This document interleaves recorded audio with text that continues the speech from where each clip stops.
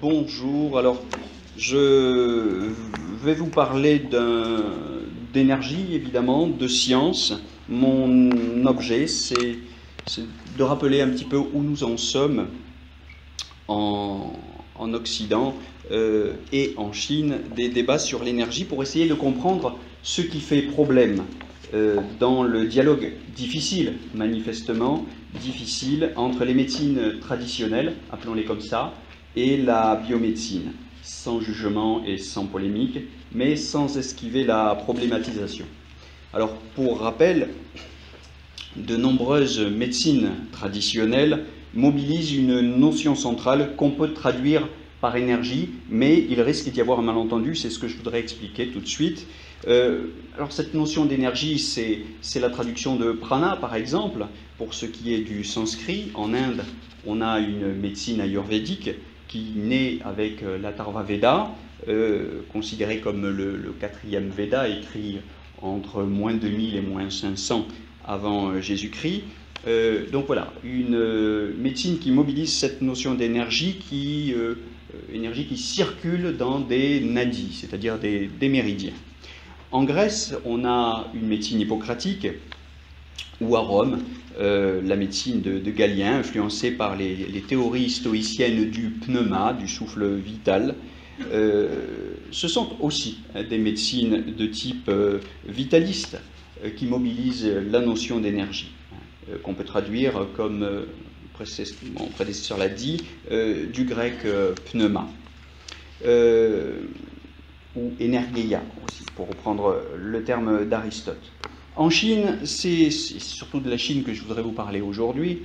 Une longue tradition s'est exprimée à partir d'un texte fondateur qui est le Huangdi Neijing, le livre de l'empereur jaune, écrit probablement autour de la période des royaumes combattants, c'est-à-dire quelque part entre le 3e et le 5e siècle avant Jésus-Christ.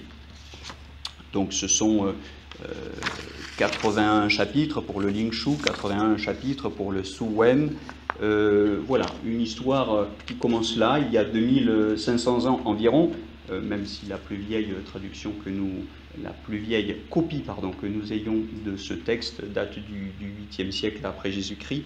Elle est écrite de la main de Wang Bing, mais c'est une tradition qui a environ 2500 ans et qui repose sur la notion de Qi et ses subdivisions complexes, extrêmement raffinées, Wei Qi, Yuan Qi et j'en passe, que nous traduisons aussi simplement par énergie en français. Alors vous voyez pneuma, prana, Qi, autant de notions qu'on traduit par énergie mais qui ont un sens très différent de ce que nos sciences modernes occidentales entendent par énergie. Je pense à la physique et à la thermodynamique qui ont développé ces notions dans nos langues modernes depuis le 18e et surtout le 19e siècle. Elles reprennent un terme, ces notions du vocabulaire d'Aristote, mais elles lui donnent un sens différent. Elles désignent, comme monsieur le professeur Bertrand l'a dit, une force en acte. Par opposition à la dynamisme qui est une force en puissance chez Aristote. L'énergie désigne, dans les paradigmes matérialistes et mécanistes de la science moderne, la mesure d'une capacité à modifier l'état d'un système, à produire un travail.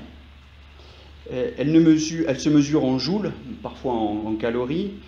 L'énergie n'y est qu'une propriété de la matière. Dans les sciences modernes, l'énergie n'est qu'une propriété de la matière. Mais dans les paradigmes vitalistes, et c'est là qu'est tout le désaccord, il ne faut pas se masquer la difficulté, la différence des vocabulaires. Dans les paradigmes vitalistes, l'énergie désigne un souffle vital, on l'a bien dit, une force de vie, un principe d'animation, si vous voulez, capable de mettre la matière en mouvement, mais indépendant d'elle.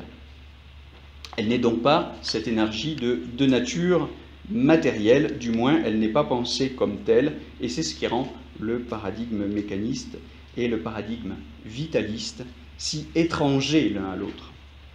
Alors, pourquoi ces deux définitions de l'énergie, ces deux grands paradigmes, sont-ils exclusifs l'un de l'autre? Essentiellement parce qu'elles sont intégrées à des paradigmes concurrents, qui sont en lutte pour la suprématie, pour la domination des champs du savoir légitime.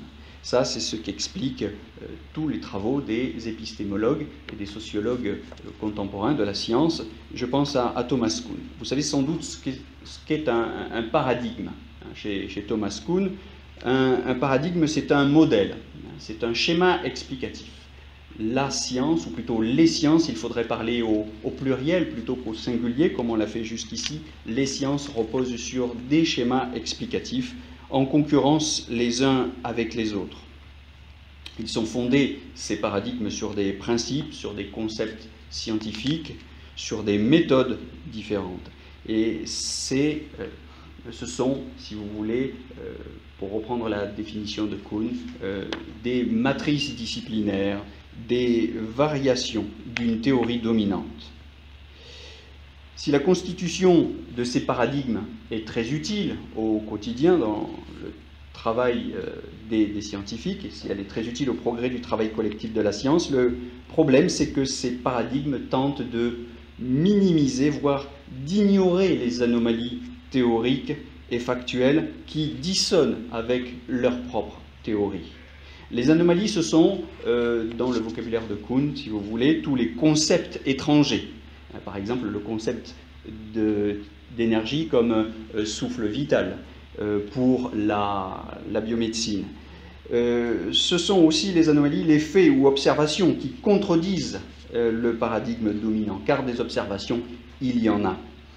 Et aucune théorie ne peut expliquer tout le réel. Aucune théorie n'est suffisamment exhaustive pour expliquer tout le réel.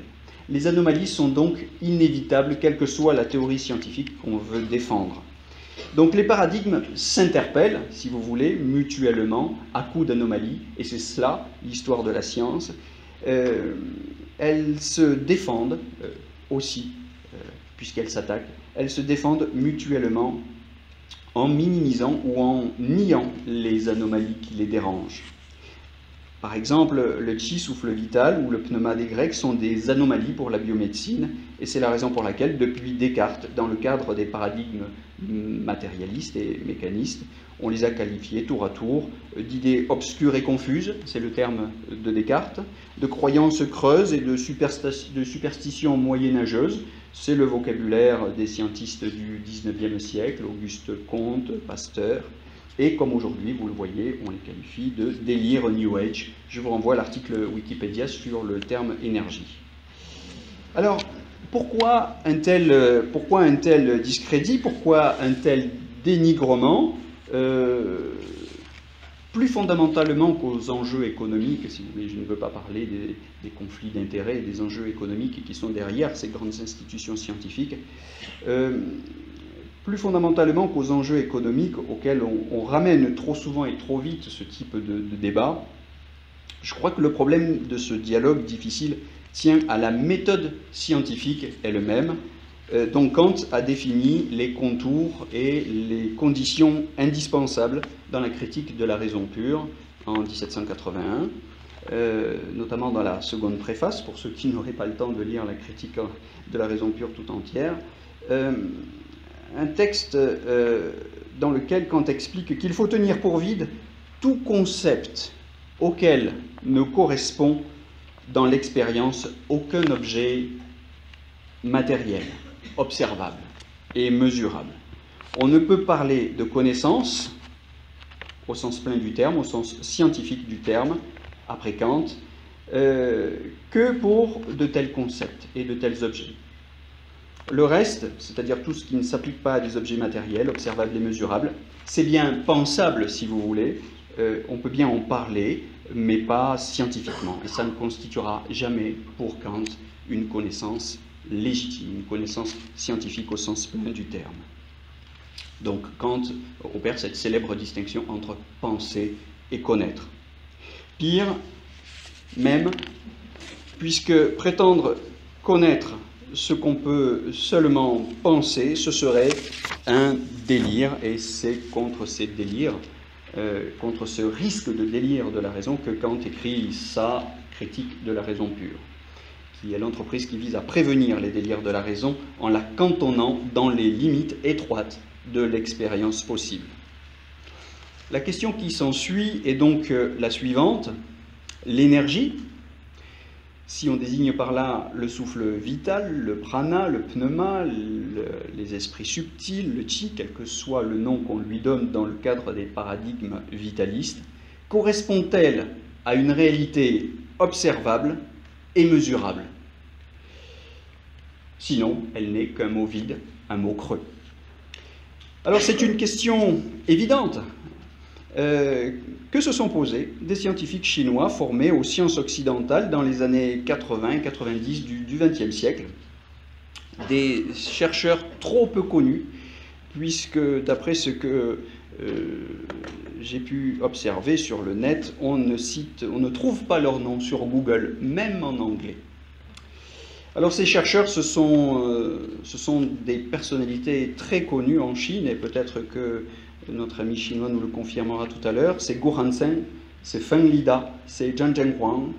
Et dans le net occidental, si, on trouve tout de même un nom, on trouve à peine le nom de Tian Xuesen, qui n'est rien moins que le concepteur de la bombe atomique chinoise. Mais sur le net, même en anglais, on ne trouve pas trace de ses positions sur la question de l'énergie, au sens du chi, question dans laquelle il s'est pourtant passionnément impliqué tout au long de ce qu'on a appelé la fièvre du Qigong, c'est-à-dire les années 70 à 1999 en Chine. De rares philosophes ou sociologues de la Chine en parlent, notamment David Palmer, dont je vous recommande la lecture de sa thèse de doctorat publiée aux éditions de l'HESS en 2009, La fièvre du Qigong. Je vous renvoie d'ailleurs aux pages 75 à 80 de cette thèse pour lire l'extrait d'un compte-rendu des travaux scientifiques de Gu Hansen qui définit les 4 critères matériels qui permettent d'observer et de mesurer l'émission du Qi dans le cadre de la pratique du Qigong par exemple, ou du Wei Qi Liao Fa, c'est-à-dire des applications thérapeutiques du Qigong.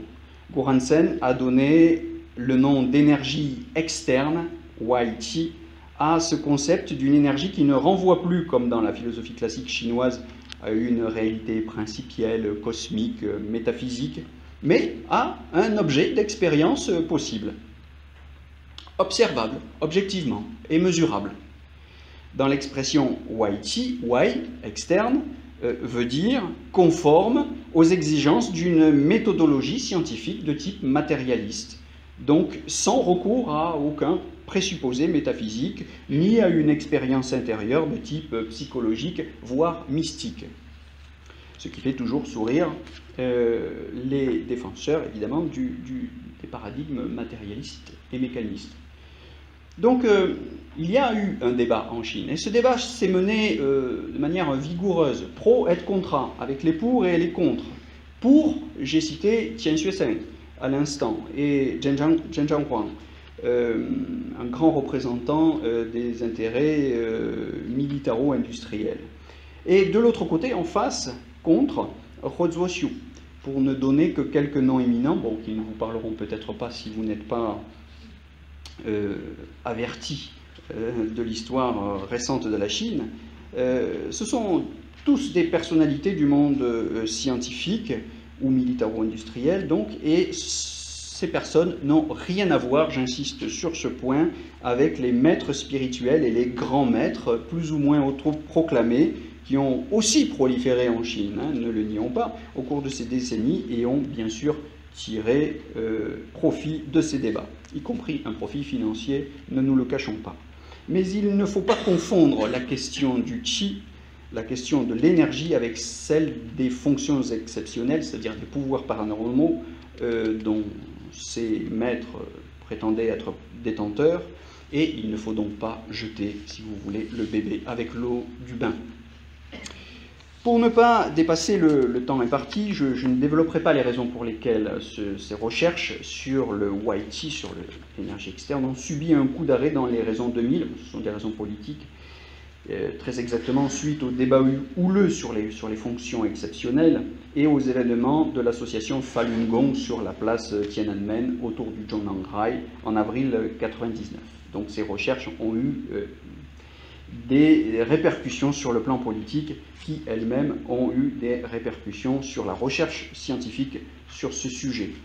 Mais on peut se demander si l'évacuation pure et simple, disons l'anathème du concept vitaliste d'énergie n'est pas un risque, si elle ne fait pas courir un risque au progrès même des sciences du vivant et de la matière, et à leur crédibilité, tout simplement, car il y a toujours à refuser un débat un risque d'assèchement et de dogmatisation, un risque d'essoufflement, selon le mot de Laurent Ségala, que vous ne soupçonnerez pas d'être un maître de Qigong, directeur au CNRS. Je vous renvoie à son ouvrage sur la science à bout de souffle, en 2009, paru en 2009.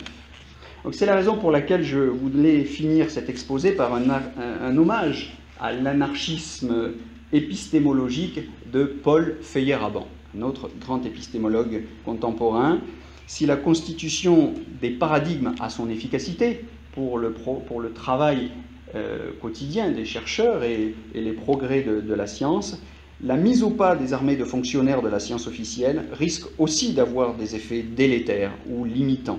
C'est pourquoi Feyerabend, fustigeant certains dogmatismes de la science contemporaine, a développé une théorie anarchiste de la connaissance fondée sur le principe qui affirme, vous le connaissez peut-être, tout est bon.